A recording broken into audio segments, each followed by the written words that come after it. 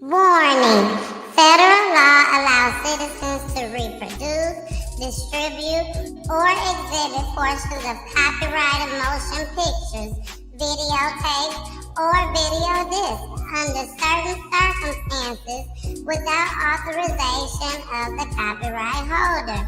This is called fair use and is allowed for purposes of criticism, news reporting, teaching, and parody, which doesn't infringe of copyright under 17 USC 107.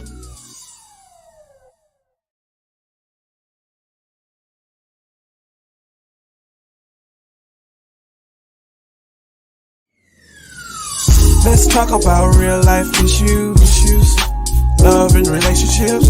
Let's have a good time with the missus, yeah. Let's talk about celebrities. Let's talk about current events. Let's talk about things you don't see on regular TV. So join in on PGT time. PGT time. Tune in on PGT time. PGT time. Come join us on PGT time. PGT time. Join us on PGT time. PGT time. Yeah.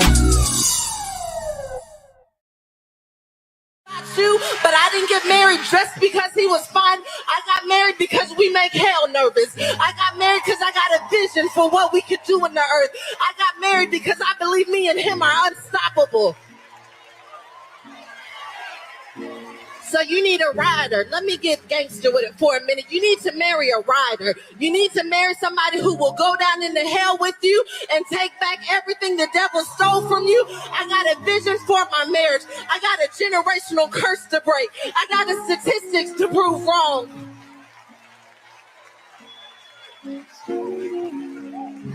I'm not doing what's always been done.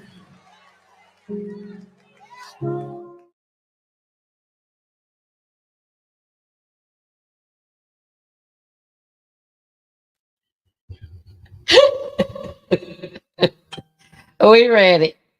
So what? We ready. We ready. We ready for y'all. Look Foley. He woke up, y'all. He woke up. If y'all was watching my page, Foley has woken up. He has risen. And it's your girl, the missus. The missus with the kisses, baby. He just got to. That's how you know he back. And you are Mr. Yeah. What We up, have, though? you ain't been on in a while. We got new folks on here. They might not know who you is. They might looking at you like, dang, Jason, I got skinny.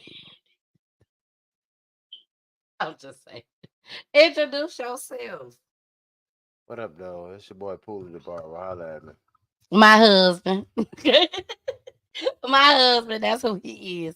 My husband. That's all he had to say. But hey, welcome, y'all. Welcome. We have a show for y'all tonight. I didn't know for sure we was gonna be going live or not tonight. I really had no idea. And so I ain't gonna say I put something together because every show that I do is always an exclusive, awesome, and amazing show. So I'll say that. But we're going off of YouTube tonight. We're going off of YouTube tonight. So when we go off of YouTube, it'd be kind of like our reaction video because we be up on the screen. But this time, look, see, is y'all ready for us tonight? Is y'all ready for us tonight? Is y'all ready? Who? I don't even know if we ready for us tonight. See? Anyways, make sure y'all check out our next family that will be coming on Wednesday, October 2nd, 2024, at 9 p.m. Eastern Time, 8 p.m. Central Time, and 6 p.m. Pacific Time. And we will have the mother, Danielle Luckett, and her chocolate princess, as she called her. and Miss Tiana died. She was murdered. And it says at the top, my daughter roommate did it and is walking free. She need to be charged and locked up.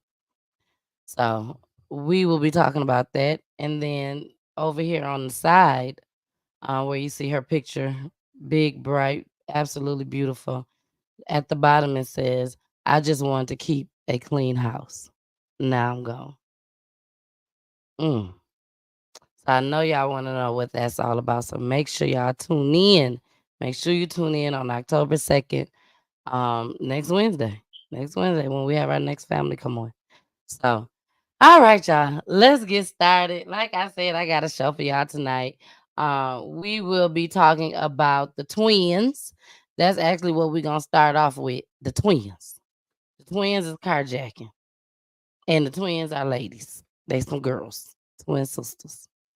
We're gonna talk about that tonight. We're gonna talk about the Detroit police officer that got shot in the hand because somebody took his gun and it wasn't his fellow officer.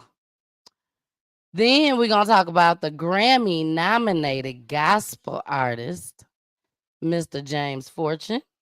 We will be talking about him tonight. What else?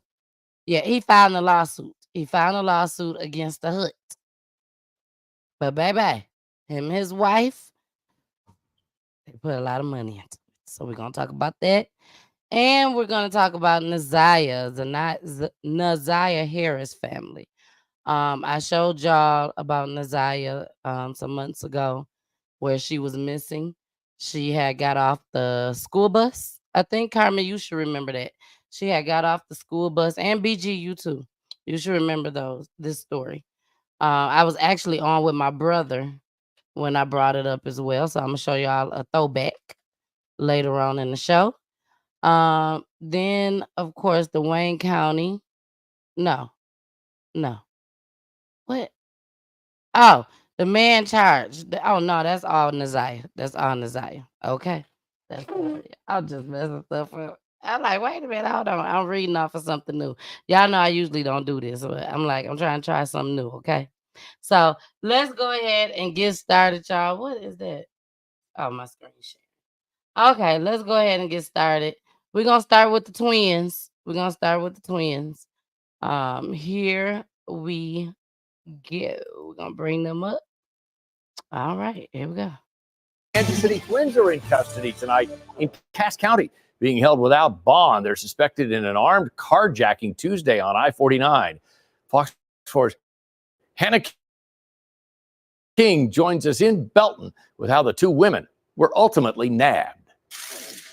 Belton police tell me a woman was involved in a minor traffic accident here on Interstate 49, but it was at this exit where her vehicle and the suspect vehicle pulled over. And when the victim exited her car to inspect the damage, she was carjacked. She didn't do anything wrong. She got off the highway. It was a relatively busy area. This still happened. When confronted, she gave the vehicle up. Very smart. No vehicle's worth dying for. Lieutenant Dan Davis with Belton PD says a crime like this is uncommon for the area. Luckily, at least two people are going to be held accountable for that. The victim told police she was driving her blue Dodge Charger and was rear-ended by a black Kia on southbound I-49 near exit 175. When she pulled off the road, she made contact with the driver, who has since been identified as Rodney Gorham. Her twin sister, Rodnisha, also got out of the car with an unknown male. Police say Rodnisha then got into the victim's car. The unknown male then pulled out a gun and pointed it at the victim.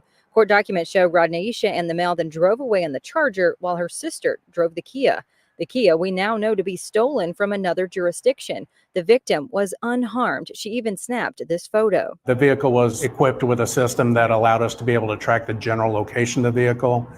Kansas City was able to locate it, gave chase, lost it for some time, but then picked it back up with their aviation unit. And the helicopter was able to follow to an area when the suspects bailed out. That area was here near 36th Street and Brooklyn Avenue where the twins were arrested. Charges were filed with the Cass County Prosecutor's Office today. Lieutenant Davis says to always look out for yourself. If you feel like you're being followed or somebody may be targeting you in this instance, go to a very populated area. Let them follow you to the police department. And Belton police tell me this investigation is ongoing and more charges may be forthcoming. But if you know anything that could help them, you're asked to call the TIPS hotline. That number is 474-TIPS. In Belton, Hannah King, Fox 4, working for you. All right, y'all. So now you got twin ladies, twin girls that probably should be at home, possibly taking care of their kids. I'm just saying. Now, I could be wrong because everything is allegedly on PGT time and also explicit language. But at the same time, y'all see them up there at the top. Maybe they don't have kids. Did they say how old they were? No, they didn't. They just named it as twins, They don't- twin sisters. They don't look old enough to really be having kids. Yeah, but some of them is having at a young age. They look like high school. Definitely to me. Look like they done basically got caught up with the wrong crowd of people and decided to do the things that they are doing. And that's sad. That's really sad. Beautiful young ladies. Beautiful young ladies. I'm not sure what they was thinking. I'm not sure who's raising them. And they could have some good parents raising them. But one could possibly influence the other. One could possibly influence the other poorly. I'm just saying. But it's a possibility both of them came up with the idea and got him involved. That is true too. That's a good idea. Which is not too common, but it is a possibility. It is definitely a possibility. All right, y'all. We finna get into this next clip. This clip is about the officer that got shot in the hand. So let's see what they got going on. Where is that at? In Detroit. This is in Detroit, D-Town. Here we go. But we begin with a Detroit police officer recovering tonight after being shot during a struggle with a man in the midst of a mental health crisis.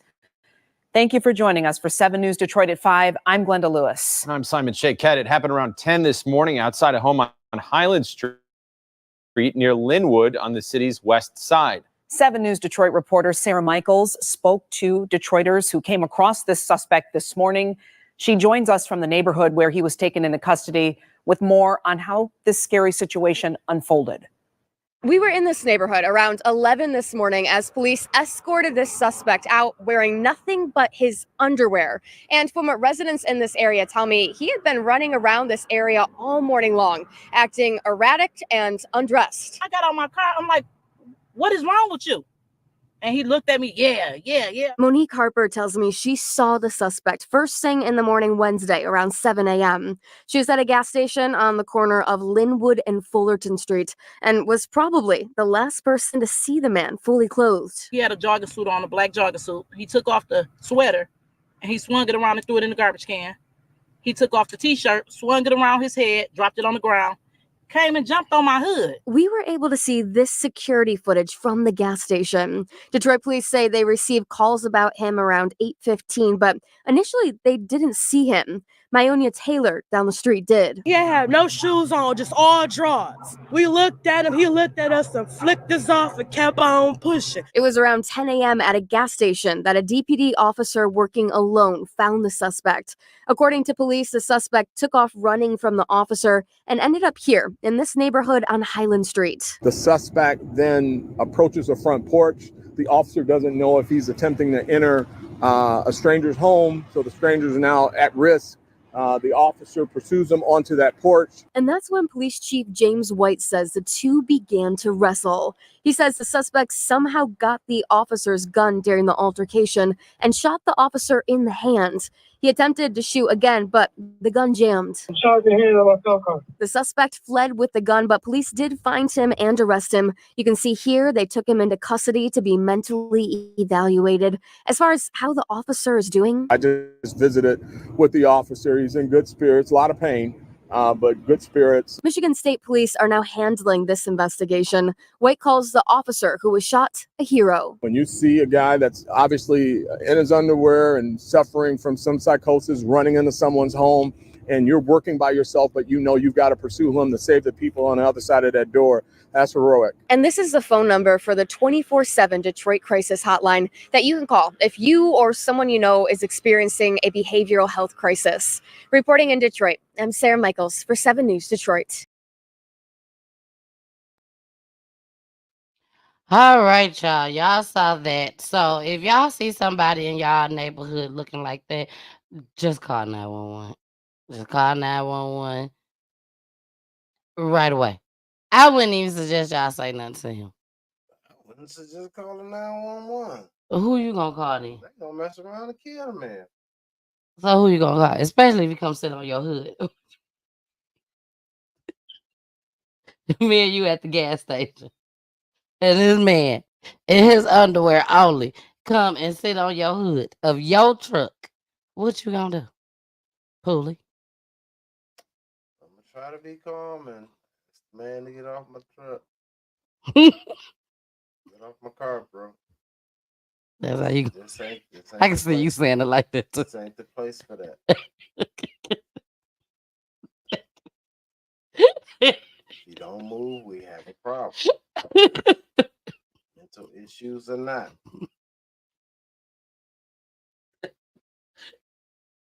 Okay, so me, first thing, just my first reaction would be, boy, get off my car. I mean, I can understand for a lady to, Yeah. kind of feel that way and call the police. I'm calling the police. I'm getting in my car But and I'm gonna run his first- ass over. That's what the fuck gonna happen if you don't get the fuck off the car. Oh, you don't want to move? Okay. Just that simple. But listen, say, Pulley gonna put hands on. No, if he's sitting, Yes, he is. But if he's sitting on the car, what? I can't move now because he's gotta say sitting on back the up. car. Yes. Back up or pull forward. Which one you want? Either which way, you getting off the car. So I don't care which way I go. It really don't matter. I asked you to get off the car. If you don't get off the car, I'm getting in the car. I'm telling y'all, I will be the one out there talking about, get off my car. Didn't I just tell you get off my car? Why is you on my car? Get off my car. Okay, I'm gonna call the police if you don't get off my car. Instead of just going in reverse. And then I would sit there and still call 911. I'll wait for them to get there. You trying to get the man key.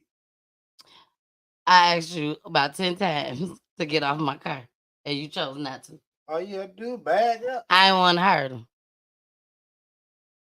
He hurt. Probably so. He probably did. But me personally, I really think he has mental health issues. That was the whole bottom line. He is walking out in his drawers. Y'all see that girl that put? Man, he done had some bad shit. That man knew. Y'all see the girl with the ponytail? She said he was walking around in his drawers. He didn't take his drawers off. He didn't take his drawers off. And then started running when he saw the police. Like he had drugs on him, not that he had underwear on. Because you already walk around with underwear on, so you automatically look crazy. And you still walking around. So you can care less about the police as long as I'm concerned. But when he came, he started running. Like he had drugs on him or something. But which we all know he probably didn't. I do believe it definitely was. But walking around in your underwear is bringing attention. It is. And because it's bringing attention to your mental health. And this is the reason for the call.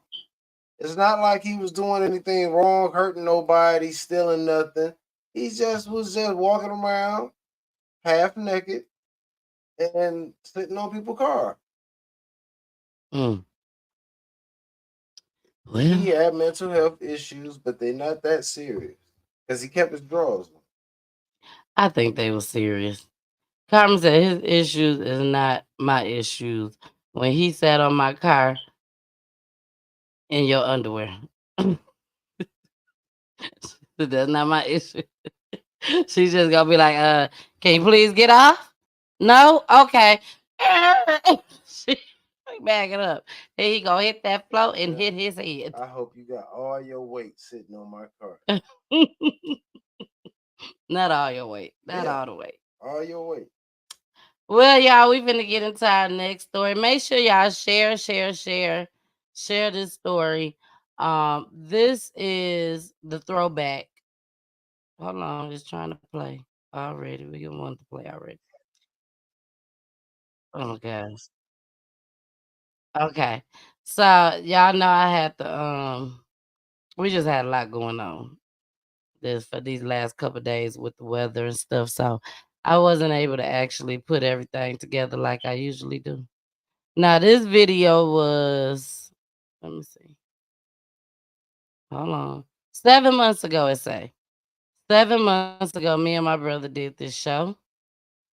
I had on the hoodie. So what? It's only been 7 months. Oh, that's strange, isn't it? Yeah. Yeah, it's I guess it's only been 7 months unless they lie. Yeah, they lying. YouTube lied. It's been I've never been happy they been gone 7 months. Anyways, so sorry y'all. Ask Wendell. He'll tell you. Me and Poolie have our side little conversations and laughs from time to time. Carmen said, I remember that show. What was that show? She remember with me and my brother on there. What was it? Carmen, was it 7 months ago or is YouTube lying? Or was it longer than 7 months? 7 months to put us back to what?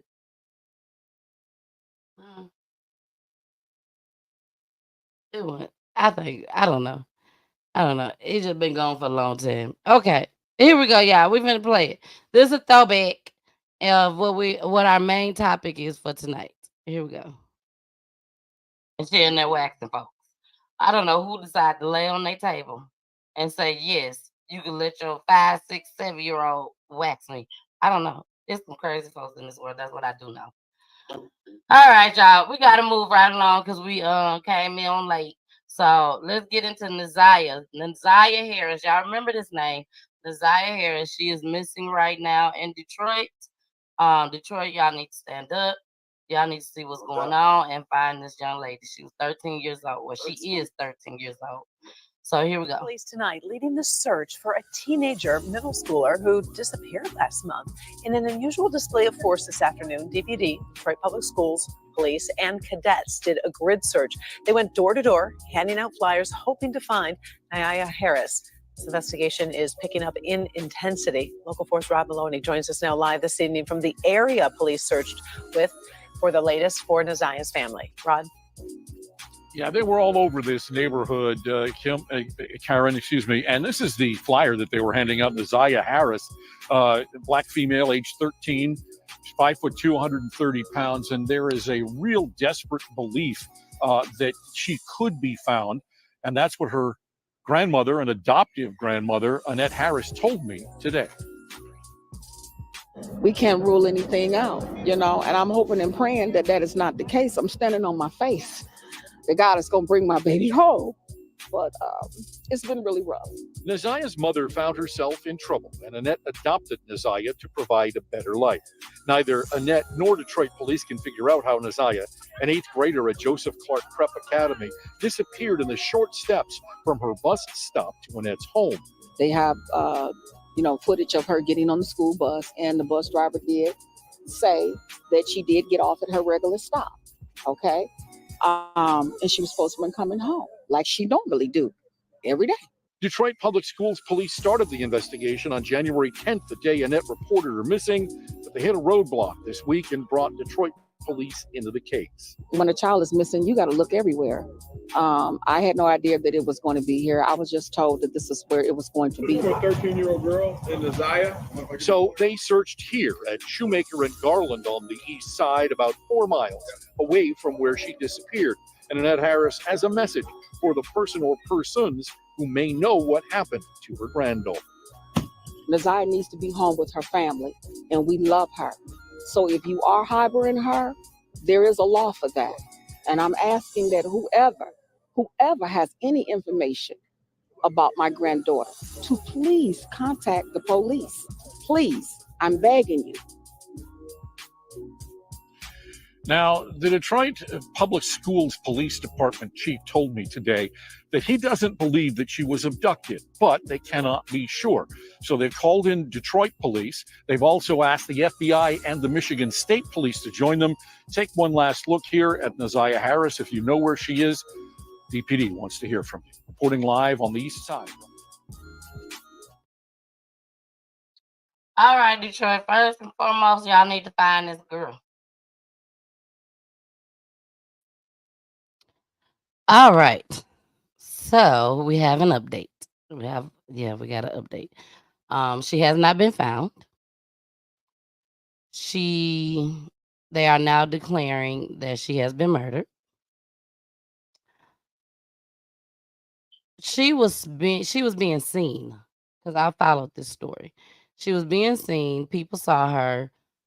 She was with a guy. And the sad part about it is the family knew who he was. But to the public, she was still a missing person. People were saying she was pregnant. Then a video came out saying that one of the family members said she wasn't pregnant. They are now saying that she was pregnant. They said they have proof, and we are going to listen to it now. The things, like I said, they caught the guy. Let me make sure that's the right video. No, I want to save that video. I want to save this one, and then we're going to get into this one first. I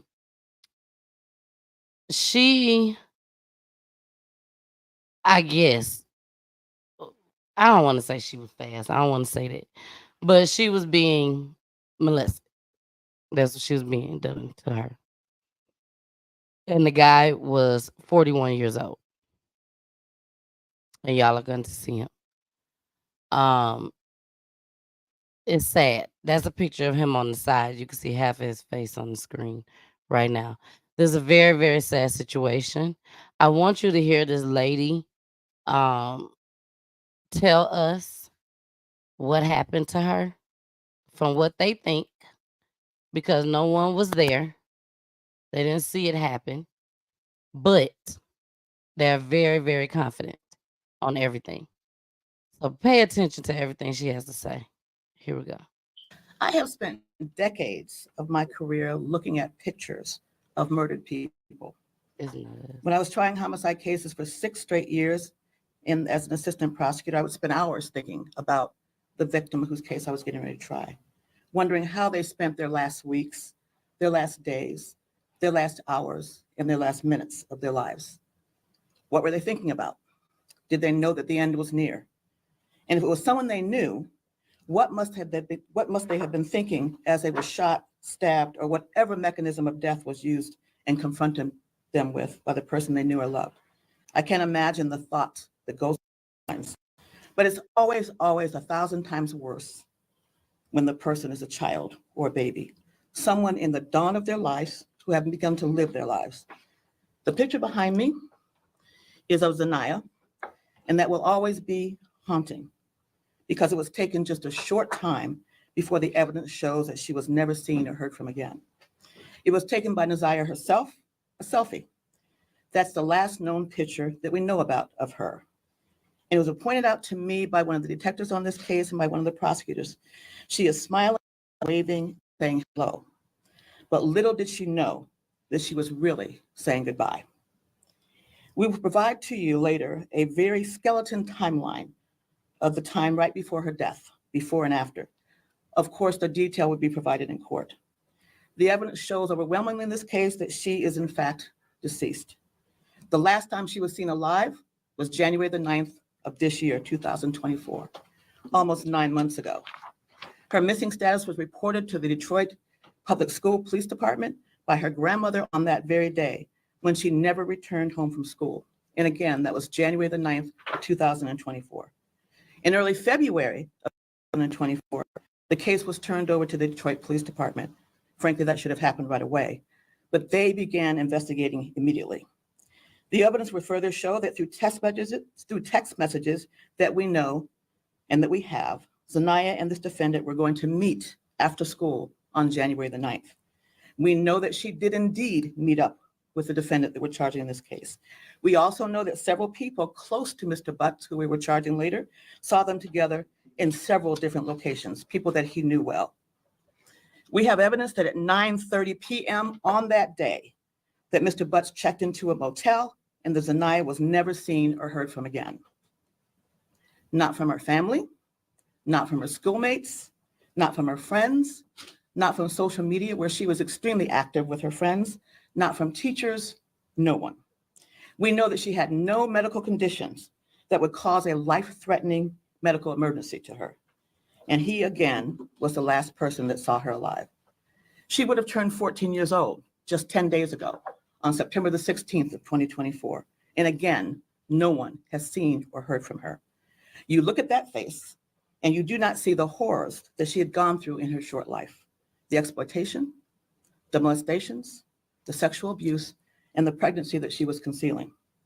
The evidence will show that from one of her text messages to and with Jarvis Butts. And we also know, the evidence will show, that there's no evidence of anyone else being the father of that child, other than the defendant himself, who we charged today. And he knew she was pregnant. We know that he was also searching for ways to abort the baby. We know that sexually explicit photos were requested by him of her and that she complied and sent them to her. All at the hands, we allege, the man we are charging with her death and also her long-term sexual abuse. In our warrant review process that Matt and Tina and others put together, excellent work on that. Video of 111 gigabytes, witnesses and witness statements, body-worn camera, and let me not forget, it was Tina and Matt's memo, but the work of the Detroit Police Department. Anyway, we reviewed 111 gigabytes of video, witnesses and witness statements, body-worn camera footage, surveillance video, police reports, documents, 19 gigabytes, medical records, search warrant returns, phone extractions, which came to 506 gigabytes. Today, we are charging Jarvis Butts with 1 count of first-degree premeditated murder, 1 count of criminal sexual conduct in the second degree, and 1 count of child sexually abusive material. Today, we are also charging Mr. Butts with more counts of criminal sexual conduct on 2 more girls, yes, girls, on 2 other separate cases. The girls in question now are 20 and 11 respectively today, but both were under the age of 13 years old at the time the offenses occurred that we're charging. We are charging that one victim who is now 20 years old, that from April of 2012 to April of 2014, is alleged that defendant Butts sexually assaulted the victim at a residence in Detroit. Further facts and evidence on that matter will be placed on the record at the preliminary examination. In that case, we charge Mr. Butts with criminal sexual conduct, 1 count in the first degree, person under 13, defendant 17 or older. In that case, we are also charging Mr. Butts with 3 counts of criminal sexual conduct in the second degree, person under 13, defendant 17 years or older. In the second criminal sexual conduct case, well, I guess the third that we're charging today, we are alleging that the victim, who is now 13 years old, that from July 2015 through July 2017, we're alleging that he sexually assaulted residents in Detroit, and again, further facts and evidence will be developed at the preliminary examination. Defendant Butts have been charged with, in that case, 1 count of criminal sexual conduct in the second degree. Child under the age of 13, Mr. Butts over the age of 17. Based on all the evidence that I've laid out now and much more that will be shown later in court, based on all these cases we will present in court, Mr. Butts targeted and befriended women who had to have sexual relationships with their young daughters. He would have relationships with their mothers, but his true desire was to have sex with their young daughters. That's what the evidence will show. He was a classic and expert groomer and pedophile. It's incredibly sad, incredibly unspeakable, and we want to bring justice to her and her family. I have to take this moment to say something to you. And this is not directed at all at Nazia's family, who by all accounts had many in her family that truly loved her. This is directed to everyone else listening to me now.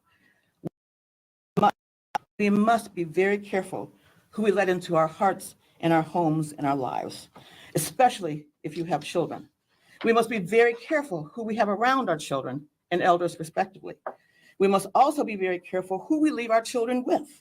Even if they are in a relationship partners, family, and friends. I'll say that again, even if they're relationship partners, families, or friends.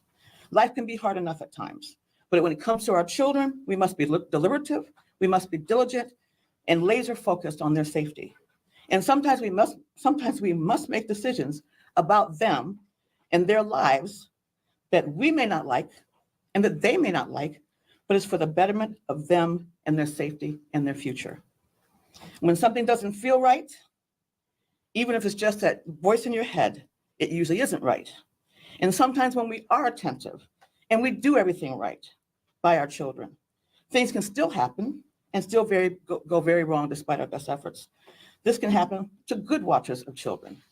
But we must always ask ourselves at the end of each and every day, was I right by each member of my household in terms of their safety? Did I do right by my children?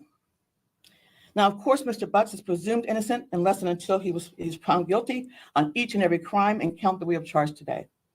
We have been told this morning that the arraignment will be tomorrow, we think at 10:30 a.m. in the morning, but we don't have confirmation of that yet. But the arraignment, we are told, will happen tomorrow morning.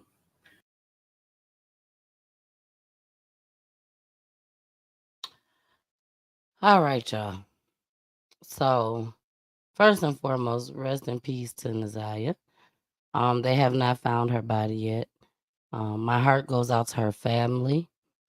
I wanted to specifically show that throwback of the grandmother speaking.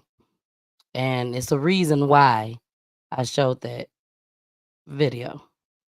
And we're going to get into that. But one thing that the lady said was be mindful of who you leave your kids with. Family, friend, boyfriend, girlfriend. I'm going to take it a step further and say daddy. Because if you even feel like your child's father is doing something, get them away. I don't care who it is. Get them away.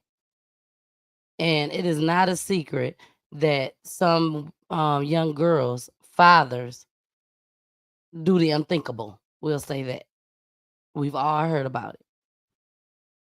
So as a mother and as a father too, you know, the good fathers out there, you have to protect your child at all costs nowadays. At all costs. Because we got some sick people out there. And this young man was very, very sick. And they're going to tear him up when he get in prison. You said young man, he ain't that damn young. Exactly. He's 41. But he been doing this for such a young age. They said the first time that they know of, he was a little over 17. And here he is 41, still doing the same thing that you was doing at 17, 18, 19. That's crazy to me. But if the way that they depicting him right now is true. Oh yeah, it seems like it's very true, Pooley. Goodbye and good luck. Cause I want y'all to see this next video. After this video, we have one more video of the story, and then we will be getting into the James Fortune, gospel artist, Grammy nominated gospel artist James Fortune story about his lawsuit that he got going on. He never got caught? Yeah, he caught. He in jail. They got him. They got him. Y'all finna see what he look like. Y'all gonna see everything. But let's get into this video first. This video is of some of the family members. And these family members is upset. They not happy with other family members. And I think they talking about the grandma. That's why I want to show y'all the grandma first. I think they're talking about the grandma, but y'all give y'all own opinion in the chat. Here we go. We started covering this story back in February when Detroit Detroit Police took over the case from Detroit Public Schools Public Safety. This was not known. Nothing was known to the media until February 14th, Valentine's Day, when a massive search was underway. And then for months and months trying to find her, and then nothing. The evidence shows overwhelmingly in this case that she is in fact deceased. This is believed to be the last picture taken of 13-year-old Neziah Harris before she disappeared in Detroit on January 9th. Thursday, investigators announced homicide charges as well as criminal sexual conduct charges against 41-year-old Jarvis Butts, someone with a criminal record and someone known to Harris's family. We suspected him from the beginning, considering his background and things like that that we've heard about him. Butts is being charged with homicide despite the fact that the teenager's body was never found. During Thursday's press conference, Wayne County prosecutor Kim Worthy revealing shocking evidence. You look at that face and you do not see the horrors that she had gone through in her short life. The exploitation, the molestations, the sexual abuse, and the pregnancy that she was concealing. There's no evidence of anyone else being the father of that child other than the defendant himself, who we charged today. And he knew she was pregnant. We know that he was also searching for ways to abort the baby. This is a story that has attracted a lot of attention. Detroit podcaster Mark DeAndre. Even in March, when I was doing the podcast, I felt like I had this thing pretty much solved as far as, what came out today. I said this months ago as far as what the end result was. Investigators say they have no plans to charge anyone else in this case. I'm upset about that, and I would like to see charges being brought against those that knew, that were affiliated with him and knowing, and that allowed him to be around the children, knowing he wasn't supposed to be. In a sad turn of events, Neziah Harris's father, Mervyn Jennings, passed away this summer. Literally died of a broken heart. Unfortunately, he had congestive heart failure. He's already sick and got sicker going out looking for her.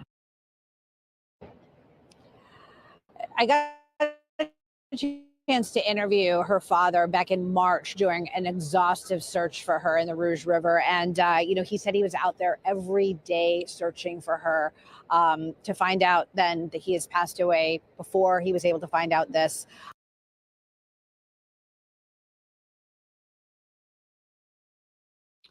All right, y'all. We are back. We are back. Yes, he was very, very sick. Very. And he wasn't a bad looking dude. On top of that, like, he looked like he could get any girl he want. But I guess that's what he was doing. Getting any girl he want instead of getting a grown lady. But I was just about to say that. He was getting the grown ladies to get to the girls. That's what he was doing. So with this young lady, Neziah, he was actually allegedly he was dating his her auntie. He was dating her auntie. Now, as far as the living arrangements, I don't know all that. But from what the news say, that's who he was dating. And was grooming this little girl at the same time. So, Nyla says, and he was in a TikTok video with her on her TikTok page when he was touching and grooming her. He's sick and needs to rot. And mind you, he got a whole daughter. Shaking my head. I'm telling you, these men, including Diddy, y'all know I've covered Diddy on the show. This if y'all haven't seen it, go to YouTube, you will find it. Did a whole 2 shows, I believe, on Diddy. But Diddy got kids out here. Like, if something happens in a bad way, and I'm talking about Diddy, it's gonna be all over social media. Your kids are going to hear this. Just like this young man. Your daughter gonna hear about this. And what is she gonna think? Like, do they not think of stuff like that? They just do. That's what it sounds like. They just do. BG, I'm trying to get your comment up there, girl. It's like going through her phone would have tipped off an adult and family member. Exactly. But nah, she said that ain't nothing what they do. That she don't go through her grandkids' phone. If they were talking about the grandma, which I'm sure they probably was allegedly. Yeah. Because that's who custody she was in. Right. So to me, it sounded like that's who they were talking about. So this video that I'm going to play next, this video came out yesterday. And like we said, that the boy was charged. So this is the last video, and here we go. Update in the search for Neziah Harris. Thank you for joining us for 7 News Detroit at 5. I'm Glenda Lewis. The 13-year-old girl went missing this past January as she was getting off the school bus. Today, Detroit police and the Wayne County Prosecutor's Office announcing they believe Neziah was murdered by a 41-year-old man who had allegedly been molesting her for years. He now faces a long list of charges, including first-degree murder. 7 News Detroit reporter Sarah Michaels inside the Wayne County Criminal Justice Center as police outlined what they believe happened to Neziah. She joins us with the disturbing allegations and why families say this investigation needs to continue. You look at that face and you do not see the horrors that she had gone through in her short life. This photo of a smiling, seemingly happy Neziah Harris is believed to be the last one ever taken. She is smiling and waving and saying hello. But little did she know that she was really saying goodbye. Hours after it was taken on January 9th, the 13-year-old got off her school bus in Detroit and vanished. Now, 9 months later, the Wayne County Prosecutor's Office is charging this man, 41-year-old Jarvis Butts, with murdering and sexually abusing her. We did everything we could. They called the police on us. Neziah's great aunt and her cousin tell me family knew about the abuse since 2022. The young girl lived with her grandmother. They say they called Child Protective Services multiple times and nothing was done. And they swept it up under the rug. Well, I don't get in my kids' business. We're going to handle it. I'm saying you can't handle it. The proper authorities need to handle it. She did nothing. According to Detroit police, Butts had access to Neziah because he and Neziah's aunt had children together. Mr. Butts targeted and befriended women who had to have sexual relationships with their young daughters. The prosecutor's office says there is a flood of evidence against Butts, including sexual photos between him and Neziah, people seeing them together the afternoon that she disappeared, texts showing that they planned to meet up, and texts of Neziah telling Butts that she was pregnant. Then search history from Butts looking for abortion methods. How do a 13-year-old girl walk around your house pregnant and you don't know it? Not only is Butts being charged with Neziah's murder, he is in custody right now on a different case, and he is also being charged with more counts of criminal sexual conduct regarding 2 other girls under the age of 13 when they were allegedly abused. 7 News Detroit doesn't typically show mugshots, but we're showing this one in case there are any other victims out there. Neziah's body has never been found. She should have turned 14 earlier this month. For that to only be one person being charged is insulting. It's multiple people involved. This is not enough. It could have been prevented years ago. Butts is scheduled to be arraigned on Friday. We'll keep you updated throughout this trial. In Detroit, Sarah Michaels, 7 News Detroit. So hard to digest. Sarah, thank you. Stay with 7 News Detroit. So y'all heard what the guy's sisters. I agree with her. I agree with him 100%. It need to be more people arrested. If they all knew, like they saying, yes, there need to be more people charged. Exactly. That baby one number 13 years old. And not necessarily for murder. Charge him with the murder, but everybody else is getting charged with everything else he got charged with, except for murder. Exactly. I agree. And I hope it keep them in there long enough to make them feel like they was charged for murder. And the way girl sound like grandma need to be charged too. And people need to lose their jobs. If they contact the defect several times, like they said, they need to lose their jobs. Carmen said he may as well let his hair down now because he's gonna get got. He definitely gonna get got. Definitely. They gonna be all over him. He gonna be somebody's boyfriend. That's all I'm saying. So again, rest in peace to Neziah. I'm thankful that I've been around to be able to see, the justice, and we still haven't gotten justice yet, but at least to see him get caught. Nazia's father did not make it. If y'all remember on the clip, on the video, he was real sick. I covered this twice, probably more than twice, because I know Poolie was on too.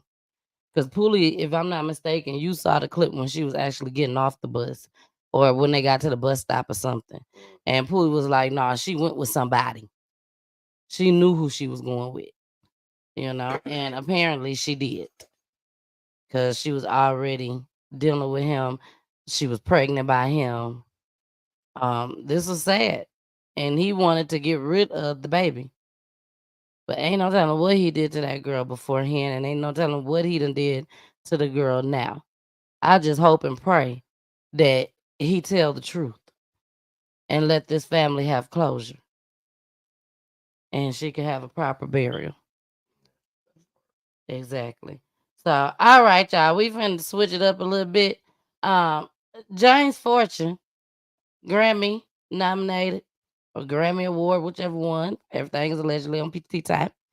But him and his wife, Poolie, they decided to invest in the turkey leg hunt. The turkey leg hut. And that's like something really, really, really big where they decided to buy this. And they knew the person, the owner. Her and the owner was friends. And y'all watch this. What has occurred? So sad. But first tonight, more legal trouble for Houston's well-known turkey leg hut. A Grammy-nominated gospel singer James Fortune and his wife are now suing the restaurant's owner over claims they put more than $300,000 into the restaurant and are now out of the money. Sherman Chow joins us live with the story you'll see only on KFGO 11 News. Sherman, this is just the latest problem for this popular restaurant. It is indeed, Mia. We are outside of Turkey Leg Hut, which remains closed because of 35 health department code violations. And now a new lawsuit has been filed, and we are learning exclusively that a nationally known gospel artist says he and his wife have been violated too. James Fortune, gospel singer, husband, and investor. In 2018, he and wife Raquel met Nakia and Lindell Price at the Price's popular Third Ward restaurant. Turkey Leg Hut seemed the epitome of success. We go to their home. We spend time, our kids interacted with each other. Then last December, as the Prices were in the throes of a contentious divorce, the Fortunes say they loaned Nakia, as the restaurant's owner, $100,000. 2 months later, Raquel says Nakia phoned. She was hysterical. Because the comptrollers were physically there to seize assets. And so she needed financial assistance immediately. The Fortunes then say they put in $180,000 for 15% ownership of the Turkey Leg Hut. The next month, the Fortunes tell us Nakia couldn't pay bills. So she asked if I would use my personal card to purchase food for the business. The Fortunes say they spent thousands paying for food supplies and services. Then, on March 26th, Turkey Leg Hut filed for bankruptcy, declaring less than $50,000 in assets. By then, we're, $300,000 in. Bankruptcy was filed a month after we had given that money. We come to find out there's millions in debt now. Over the past several weeks, I went to the Turkey Leg Hut, contacted employees, attorneys, and Nakia Holmes requesting an interview, which she declined. The Fortunes say in hopes of keeping the restaurant afloat, they even paid some employees when Turkey Leg Hut did not. Did you take a business risk and it just didn't work, as opposed to something more nefarious? I think I allowed my friendship to blind me in a lot of areas. It's no words to describe the level of pain, hurt, and frustrations. The Fortunes say they put in nearly $400,000 into the restaurant. Now they are suing and praying in hopes of getting their money back. Now, we should note that some of the players in this ongoing Turkey Leg Hut drama do have criminal convictions, including James Fortune. Those are from several years past and are unrelated to Turkey Leg Hut and this lawsuit. I did contact Nakia Holmes yesterday again for comment. Her representative declined a response. We're live here in the Third Ward. Sherman Chow, KHOU 11 News. So much going on. Shern Min, thank you. So much going on. Now I know, y'all know. I went to do my research and see what type of charges that gospel artist. I shouldn't say it like that because he's human just like us. Gospel artist James Fortune had got himself into some years ago. Now, I ain't even go far enough to see when it happened. Cause when I saw it, I said, y'all, he beat his wife up. He beat her up. And he got domestic violence charge. So that's what that was about. Back then had nothing to do with Turkey Leg Hut at all. Turkey Leg Hut was wrong. Apparently they was already in trouble before they even asked for the money. The first part of the Listen, money. you can't blame that on the hut. Who they gonna blame it on then? Yourself. That was a fucking bad investment. And that was crazy of his wife to keep giving money, keep giving money. After listening to it, that was a bad investment.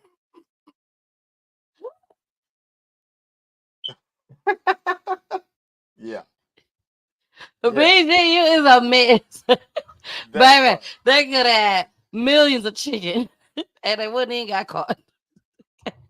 They wouldn't even, they still would have had the chicken themselves. Okay. But, oh my gosh. And then after you just sat up there and spent 400,000. It got up to 400,000. Are you serious? Like you kept giving and giving and giving.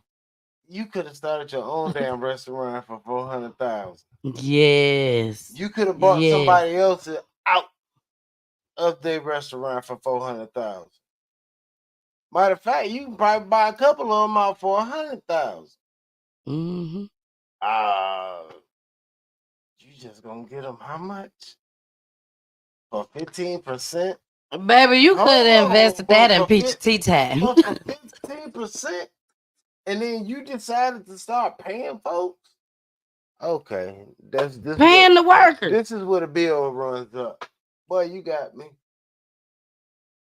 You got me. I know God ain't tell James. I know he ain't tell James Fortune to keep giving these folks this money. For them to turn around and go into bankruptcy and owe over millions of dollars. Nah, God ain't told you to keep giving them folks this money. No, I don't think God is involved in your decisions like that. You make your own decision. It's out there. Them was your friends, so you thought, no, just because they your friends. Somebody already said they can't pay their bills. Why give them some more money to not be able to pay their bills? If they can't pay their bills now, how they gonna pay them later? And we talking about Houston, y'all. They in Houston. I'm just saying, if they got so far behind, okay, you're gonna help them catch up, but you need your money back, right? How do you expect you to get your money back if she keeps going in debt? And going in your pockets. Putting you in debt too, probably. Because apparently the business is not doing what it's supposed to, or if the business is doing what it's supposed to, she ain't doing what she's supposed to. Pick one. BG, like you should have chose chicken.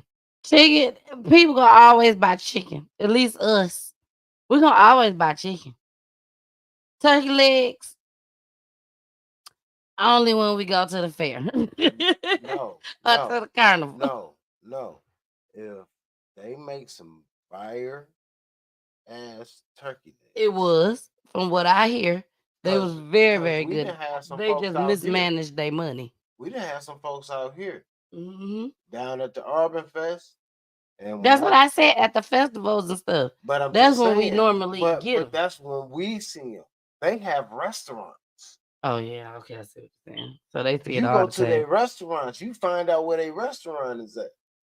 I'm just Yeah. out here to let y'all know I'm here. That's why you go to the festival.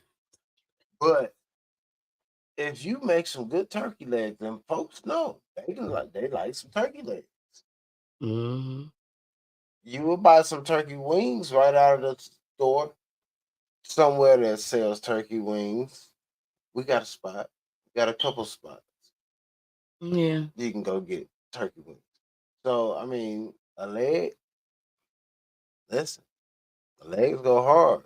You look like a king eating one of them big boys. Just They so big you wouldn't dare buy your kids one. Girl, get a hot dog. It was a chili on it this time. But no, I feel like the turkey hut. Was that what it was called? Turkey leg hut. Turkey leg hut. But they were banking. They were making money back in their day, apparently. I feel like, you know what I'm saying, that's a good investment if you were starting your own and you had the recipe and you knew how to cook them boys to make them fall off the bone when you buy them. And that's what they did, Pooley. But somewhere somebody dropped the ball. And it wasn't James Fortune and his wife. Yeah, so my thing is, why would you get involved in that if somebody dropped the ball already? Not unless you're coming in to revamp the thing, and I need more than 15%. There you go. I agree. I agree with That that. just sounds stupid to me. But I ain't gonna keep giving and giving and giving you my money now. And I'm not getting nothing in But return. that's the stupid part. That's the stupid part.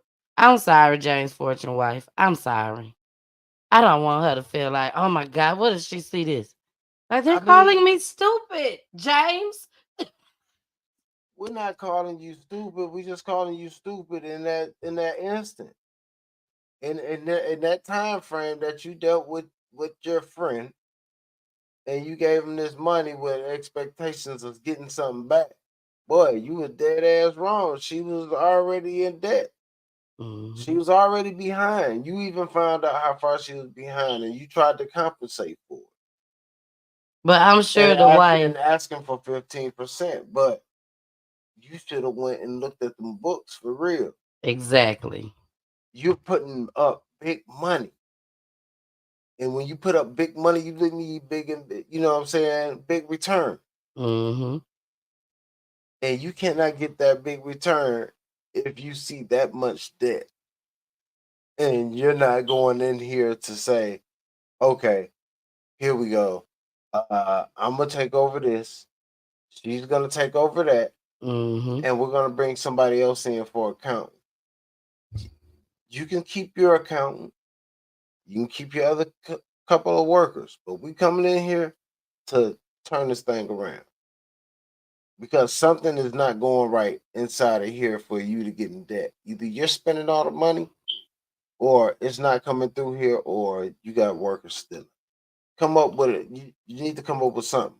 Something ain't going on. Exactly. And if I'm going to put my money in, that much money, I need a return. And I need to come in here and see what's going on. Which apparently that must didn't do. And before I give you this money, yes, I need to see how much debt you really accumulated. Not, oh yeah, I just need 100,000. You gotta show me why you need 100,000. Show me everything. Yep. Because these is all bills. It's not 100,000 so you can get some more chicken. It's not 100,000 so you can get some more turkey legs, or it's not 100,000 to get some more seasoning. No, it's to pay your bills. Yep. Well, y'all, we finna get into this last clip for the night, and then me and Pooley is out of here. Audi 5000. But yeah, that was stupid. It was very stupid. But we're not calling you stupid. James, Fortune wife. But stupid people make stupid decisions, but you do have decent people that make dumb decisions. Yes. Again, you just not thinking everything all the way through. You listening to somebody else instead of doing your own homework. I wonder did her husband know that she was asking for this money? I think so. That what did James know? that his wife was giving this money. Like, if both of y'all together was thinking this way, both of y'all was thinking this was a great idea. That's what it seems to me. That's what it seems to me. They came to this conclusion together. They was on there together, complaining together. I wonder is that when he beat his wife up after the second the second payment. Okay, I'm done. I'm done. Okay, because I don't want James Fortune to think I'm a bad person. I'm just saying. Goodness gracious.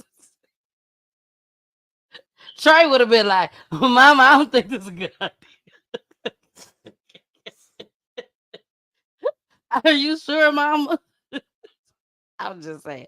That's what my baby would have said. Okay, here we go, y'all. Maryland mom allegedly shoots her 13-year-old daughter and then tells her to lie to the police. Development in the case of a Prince George's County mother accused of shooting her own daughter. A few hours ago, a judge denied bond for 32-year-old Taleka Brown. Police say she shot her 13-year-old daughter in the neck during an argument at their Seat Pleasant home. Brown is facing several charges, including first-degree murder. Our Lionel Donovan is live outside the home where this shooting happened, and he brings us the latest. What are we learning right now, Lionel? Good afternoon, Lorenzo and Leslie. Well, the state's attorney's office says that the teen victim is still currently in stable but critical condition. However, they did say that she was able to get up and walk around a little bit. Now, the attorney's office is also saying that at this point, the immediate concern is making sure that Brown can't stop her daughter from telling the truth. And while no one thinks that a mother would shoot her very own daughter, no one could conceive of that. These incidents do happen. Today, 32-year-old Taleka Brown was brought in front of a Prince George's County judge. Brown is accused of shooting her 13-year-old daughter during an argument. Police arrived at Brown's residence on 69th Place in Seat Pleasant just before 5 p.m. Monday. Officers found the teenager near the front door with a gunshot wound to her neck. Court documents say initially, the victim told police that an intruder shot her when she got home from school. But audio from 911 dispatch shows her story didn't match with what Brown told police. 3 hours, I checked the surrounding areas for Walkerville Middle School. I'm not showing any sound of gunshots in that area. Copy that. Yeah, we spoke with a few neighbors also. They didn't hear anything. Mom is advising that she arrived home from Walkerville Middle School like this. She came home, she was already bleeding and apparently had a gunshot wound to the back of her neck. But it did not happen at this location, apparently. Once the teenager was taken to the hospital, she told investigators that her mother told her to lie about what happened and confessed that after their altercation, she saw her mother holding a gun. Investigators concluded that Brown pulled the trigger. In court, the prosecution revealed that Brown left the teen's father a voicemail this morning, trying to influence her daughter. The judge decided that Brown would be held without bond to keep that from happening. It's her mother. She's going to listen to her mother. And so we don't want her to be tainted in any way by the pressure. Now, Leslie and Lorenzo, the most serious charge that Brown is facing, first-degree attempted murder, carries a maximum sentence of life in prison. She hasn't put in a plea yet, but she is scheduled to go back into court on October 25th. Now, in regards to that voicemail, the victim's father said that not once throughout the entire voicemail did Brown ask how her daughter is doing. Live in Prince George's County, Lionel Donovan, WUSA 9. This whole thing just seemed inconceivable, Lionel, thinking about this little girl as she recovers from both the physical wounds and the wounds of knowing that she was allegedly hurt so deeply by her own mom. Sad. Very sad. So let me give y'all some insight on this story. I saw another video, probably about 30 minutes long on this story. And this young lady, she got two girls. Her and the young lady that she shot, the 13-year-old, I think the 13-year-old was the oldest. And they had a good relationship, seemed like. They would do TikTok videos together, love to dance. I mean, just to me, They look like they was a great mom and daughter duo. The mom was an at-home mom, and she worked from home with her. She had a company where she sold treats and other things, I believe. But I guess the business wasn't going that well. So after 6 years, she was working from home for 6 years, an entrepreneur. After the 6 years, she decided to look for a job. And that's when all this occurred while she was looking for a job. The daughter ended up coming home. I still don't know what they was arguing over, what caused the argue, because you could see the girl come home and she was moving the trash can. And then all of a sudden they got into an argument and she got shot in the neck. And her mama told her to lie. Told her to lie. And the lie was that it was supposed to be some intruders. But once the little girl told them the truth, that's when they decided to check the camera footage in the neighborhood. And they didn't see no intruders, no nothing trying to get into the house. Shit, I ain't even hear a gunshot. Exactly. There ain't nothing. But it was a gunshot. Yeah. Yeah.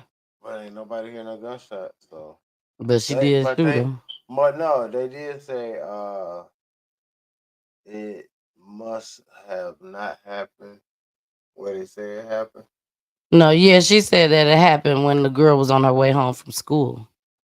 But they said it couldn't have happened.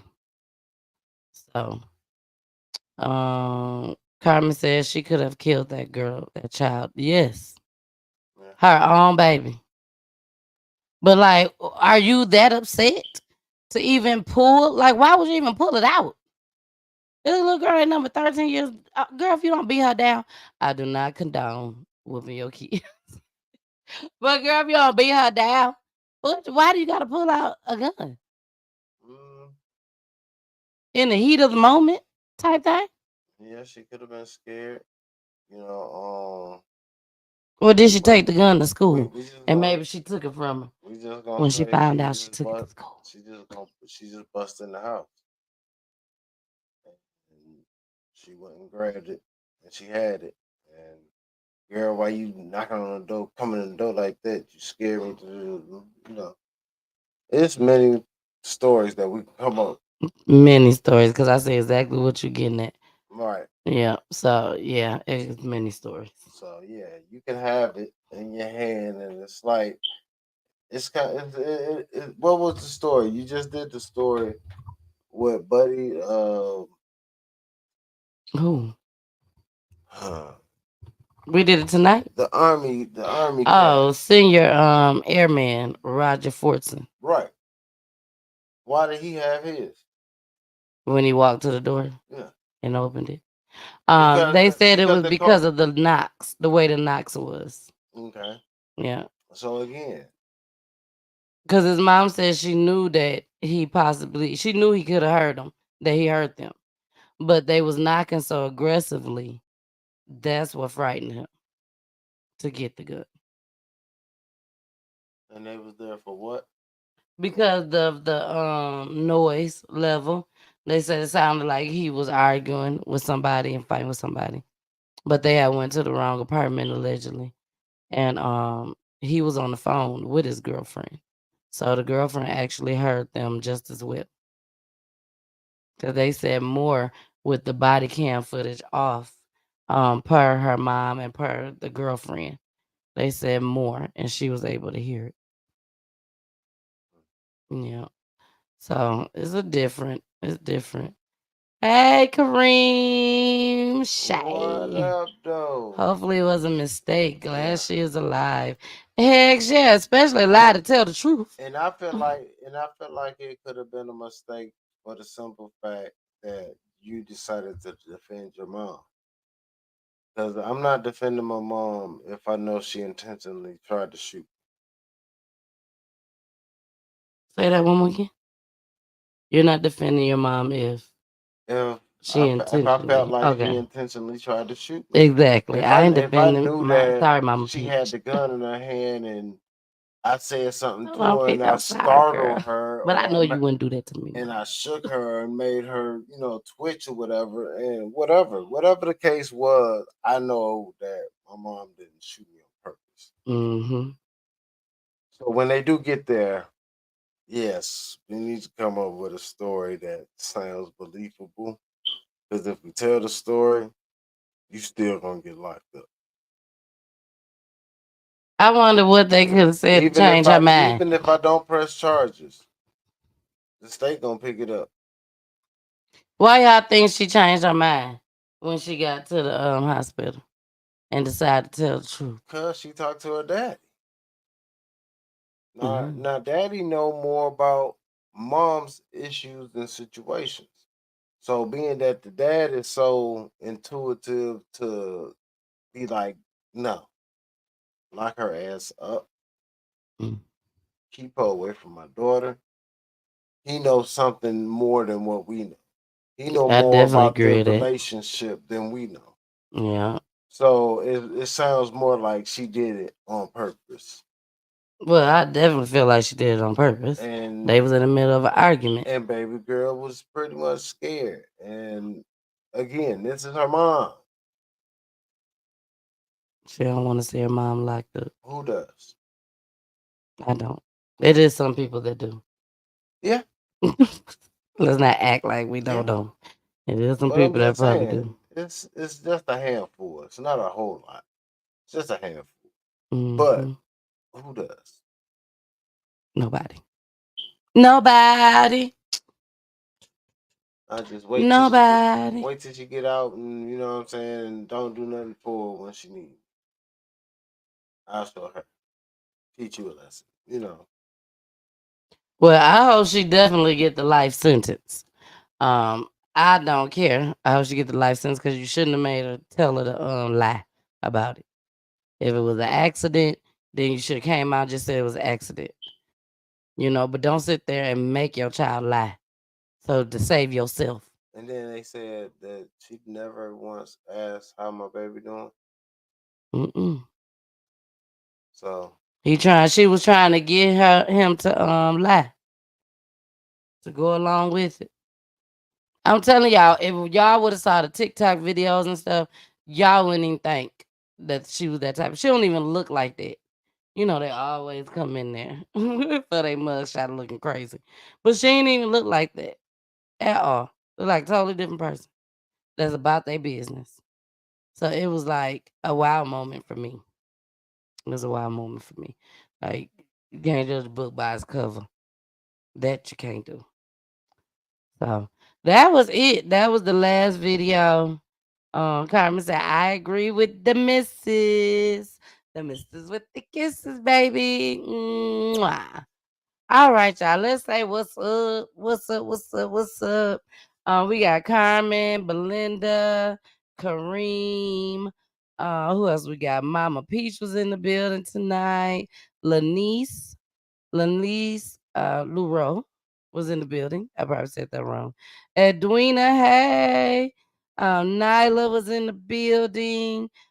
Kit Love, Esther, Cynthia, Ruda. Y'all, it's so many of y'all out there. I sure love it that y'all come to Peach Tea Time. What's up, Lois? We see y'all in the building. We see y'all. Thank y'all for joining us tonight. Instagram, we love you. I hate that I can't see y'all comments, but I'm gonna have it together. I'm gonna do something different, and then I'll be able to see y'all comments. Roku TV. Hey, everybody over there watching that Roku TV on a big screen. What it do? What it do? What it do? YouTube, and of course, our Facebook. We love y'all, Facebook. All right, y'all. Thank y'all so much for joining. Today is Friday. Me and Poolie made it through the Helene storm, and our family made it. So it was rough. I was finna go play basketball today.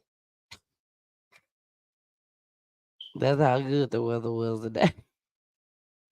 After we all was scared that a tree probably was gonna fall on us. Started off ugly looking, and then the sun just started beaming. Like, oh my god. So today was definitely a better day. Okay. So I will see y'all on Monday. Again, I love you all so much, and thank you for joining and tuning in. And don't forget, y'all, don't forget our cups. No, Tamika. Oh, hey, Tamika. I didn't even see you down there, boo. She said good night. I'ma call you, Tamika. Girl, I'ma call you. She just popped up when you said, "All right, we're about to go." She's like, let me get my comment in right quick. But y'all, don't forget tumbler cups, t-shirts. This is one of the t-shirts I got on right now. Music is my love language. And then you can get a cup to go with that. Two for $35, or $20 each. Okay. Belinda said, I love you more. Thank you, boo. And Belinda, she got her t-shirt, baby, and she been rocking it and wearing it well, may I add. So thank you so much, Belinda. I love you guys. We gotta go. I will see y'all on Monday, unless I do a dose of peach. And y'all already know what a dose of peach is. Well, I just pull up on you. Ain't nothing scheduled. Just pull up on you. Good night, Mimi. It look like Good night. it look like your arm around me. Good night. Y'all know what y'all gotta do. You gotta listen to my babies. Return, please return. Please return, please return, please return.